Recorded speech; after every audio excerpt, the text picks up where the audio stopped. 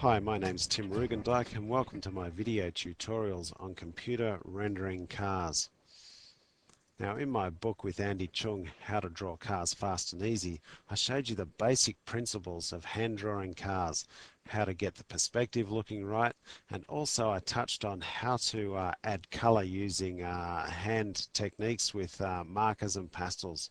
Now if you ask me, the way to get your car drawings to the next level is by using computer rendering programs such as Photoshop, PaintShop Pro, or Corel Photo Paint. Now these programs won't help you with your hand sketching techniques. That's why the principles laid out in the book are still so important, but they will help you add so much more life to your car drawings. Now, for example, I did this very rough, loose hand sketch on a piece of paper. I scanned it into Photoshop and I was able to get it to this level here using all the functions of Photoshop. This rendering has so much more life, vibrancy and color and realism. And the other thing is this was all done using just the mouse. So for these tutorials you won't need any expensive digitizing tablets. You can do it all just using the mouse. So to start with, in the quick start guide, I'll show you how I got this Corvette hand sketch to this level, all within the space of about half an hour.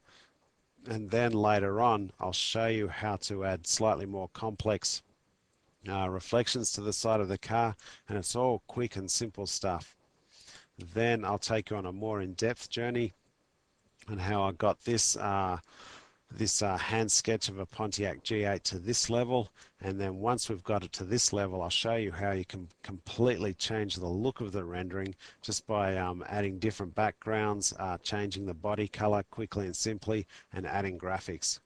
Then I'll take you on how I got this, again, very loose hand sketch to this level, and I did that by using paths and layers to my advantage. So I'll show you how to order the layers, and also I'll show you how to import photographs of wheels that you can quickly drop in and get them to fit in with the rest of the rendering.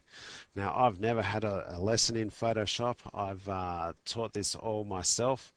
I've been doing it for about 10 years, so I'm about to show you what I've just spent the last 10 years learning.